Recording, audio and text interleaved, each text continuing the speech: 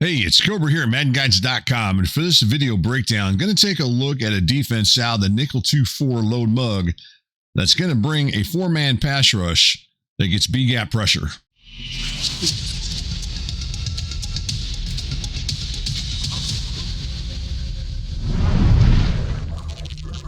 The name of the play that we use for this video breakdown is the nickel 2-4 load mug LB Blitz 0. Here's a look at the playbooks you can find this play out of. The playbook that we feature for this breakdown is the Chicago Bears. Before I show the blitz setup out of the nickel 2-4 load mug LB Blitz 0, let's take a look at the default pass coverages and pass rush assignments. Now, this is a cover zero defense, so you got these 5 defenders that are actually going to be in man coverage as you look at your screen right here. So you got those 5 defenders that are in man coverage, and that's going to leave us with 6 pass rushers as you look at your screen. So you got those 6 pass rushers. Now, if we were to run this play as is without making any type of pre-snap adjustments, this guy right here is actually going to end up shooting through this B gap and apply that pressure between the left guard and left tackle. Let's go ahead and run the play and take a look at it, and then you'll see what I mean as far as him getting in there. So he gets in there and gets that pressure on the quarterback. Now, what you can do with this defense, you can turn this into a 4-man pass rush. If you're looking to turn the nickel 2-4 load mug LB Blitz 0 into a 4-man pass rush, it's pretty simple to do. There are going to be 2 defenders that we're going to drop back into zone coverage. It's going to be this guy right here and this one right here as you look at it. Now, to set this up, what we need to do here is we need to go ahead and put the first defender out there on the right. It's going to be this guy right here. We're actually going to put him into a 3-receiver hook. So we're going to bring up the defensive line menu right there as you look at it. Use that quick adjust. And then what we want to do is we want to do a bluff blitz. And as you look at it, you're going to notice he's now into a 3-receiver hook. Now, the next defender that we want to do is the one I talked about earlier. To the inside of him, you're going to bring up the linebacker adjustments. And then you also want to do the quick adjust. And then you're going to go ahead and select him and put him into a middle third. Now, with that said, you don't have to make these adjustments with this. You can put them in other, type of coverages. I just prefer to do it with this particular setup I'm showing here. Now what I want to do is talk about a couple things here before we actually run the play. Now, this particular defender right here, this is the one that's in man coverage on the running back. You need to take control of him just in case the running back were to go out. In this case, he's running this route right out here towards the flat as you look at it. And this is out of this gun cluster mesh post is the name of the play that we're running here as far as on the offensive side of things. If he were to go out, obviously you're going to need to go out and cover him. If the running back were to stay in the pass block, then more than likely he's going to pick up the blitzer, and therefore this blitz doesn't work. The good thing about this is we only have a 4-man pass rush. We're not really sacrificing the pass coverages all that much as far as it's concerned. Now, the other defender that I want to talk about is the one that we put into this 3-receiver hook. I'm going to show you what I like to do with this particular setup. Again, this is really up to you. So the first thing we're going to do here is we're going to go ahead and call press man coverage, such as you see on your screen. And then we also want to go ahead and shade underneath. Now, there is a reason for that, and I want to show that to you as we go through this. Now, this particular receiver out here on the left on this particular play is running a drag route over this area here from left to right as you look at it. And what we need him to do is we need him to be covered, because sometimes maybe he'll get off that, off that jam. By having this defender right here dropping back in that 3-receiver hook and doing that shade underneath, then what this should do is it's going to actually put him in position to try to defend that a lot better. Now we'll end up having somebody in that area that should help defend that.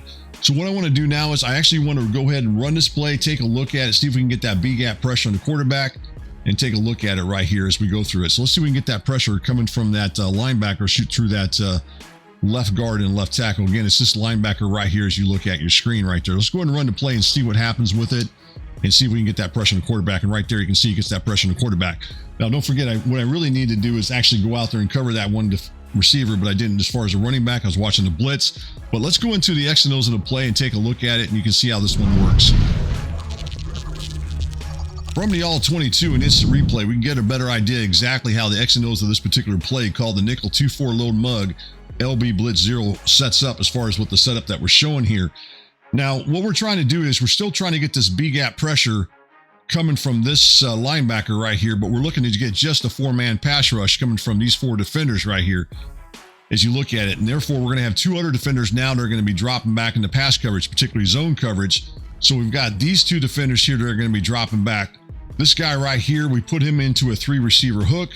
And the reason for that is we want to take away this route right here, which is going to be this drag route. By doing that, it should take that away. And then this other defender that I talked about, which is going to be this guy right here, we put him into that deep zone, mainly just to take away, say, a seam route. For example, maybe this tight end right here would be running the seam route. That would help take that away. Or maybe he's going to run a post route instead. Maybe he runs a post route. At least we got a guy in position to take that away.